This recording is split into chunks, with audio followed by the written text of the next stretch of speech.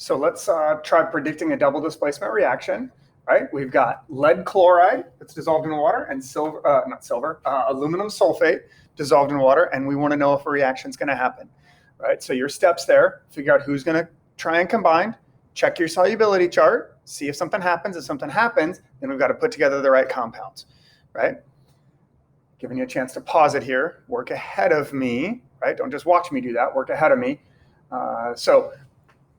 I take my lead and I put it together with my sulfate, right? So lead with sulfate. I'm not going to worry about charges when I first write this down. I'm just going to put the combination together. And then when I check my solubility chart on lead sulfate, I see that there is an I there. You should be looking at your solubility chart, not mine, right? There are not a ton of insoluble lead compounds or sulfate compounds. Most lead compounds are insoluble. So lead sulfate is insoluble. So that means it's going to get a down arrow. So that means I do need to think charges, or an S right there. On the computer, you kind of have to type an S, right? Because we don't have a down arrow. So I do need to think charges. Well, chloride is -1, and there's 2 of those. So lead must be +2 here, right? Because there's 2 -1s. So lead must be +2, and sulfate, based on my polyatomic ion list, is -2. So if lead is +2 and sulfate is -2, then a 1-to-1 will work for that just fine, right? So that works. Now my other piece of the puzzle is aluminum and chloride. Again, I'm just going to put them together with 1 of each. I don't bring over subscripts. I bring them over with just their charges and check solubilities and stuff. So first thing to do is check solubility. So aluminum and chloride is soluble. Aluminum chloride is soluble, so those are going to be your spectator ions. They're your byproduct kind of thing that this is going to drive the reaction to happen. So it's going to be aqueous. And then as we think charges, aluminum is right here in column 3, so that's going to get a +3. And chloride is in column 7, so it gets a -1.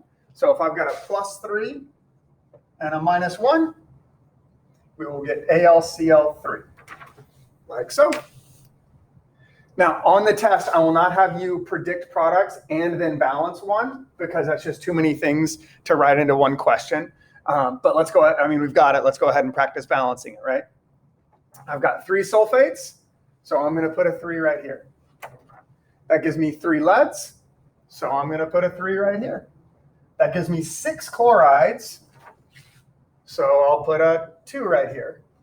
That gives me 6 chlorides and 2 aluminums. And we've got 2 aluminums right there, right? So 3 sulfates, so 3 sulfates. That gave me 3 leads, so 3 leads. 2 times 3 for 6 chlorides. 3 times 2 for 6 chlorides. 2 aluminums, already had 2 aluminums. So we can put a 1 there just to balance it out, right? Let's do one more of those predicting double displacement. So we've got sodium carbonate and phosphoric acid. Right? Remember, acids start with H, right? So that's phosphoric acid, comes from phosphate. And we've got sodium carbonate, right? Baking powder has some of that in it. Has some other things too, but baking powder. So let's take a minute, pause me, and predict the products and that kind of thing, right? So when I go to predict products, I'm going to get the sodium together with the phosphate. I don't bring them over with subscripts. The 4 is part of the phosphate. The 2 is there based on charges. So kind of get to know those a little bit, right? So now I check my solubility chart. So check your solubility chart. Tick-tock, tick-tock. Are you checking your solubility chart? You should be. Sodium phosphate is soluble, so that's aqueous, right? We'd use an AQ for aqueous on that. But I need to put together the right formula. This isn't quite right yet. Think in charges. Sodium is +1 in column 1. Phosphate is PO4 with a -3 charge. So if this is a +1 and a -3, I better do Na3 PO4, right? So we can write that a little neater. So sodium phosphate, like that, right? Erase my charges so I don't confuse myself later. And then I need to put together the hydrogen with the carbonate. Oh, and the hydrogen carbonate has this. Well, check your solubility chart if you haven't already. You should have.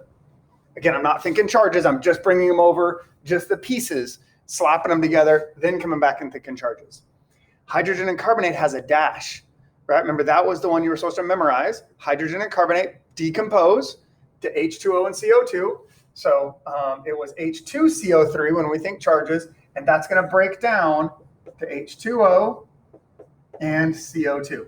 And the numbers there work out. That's 3 oxygens, a carbon, and 2 hydrogens, right? So that's going to make liquid water and carbon dioxide gas. So a G for gas or an up arrow for gas or whatever, right? That's the one when you add them together, they bubble and fizz all over the place, right?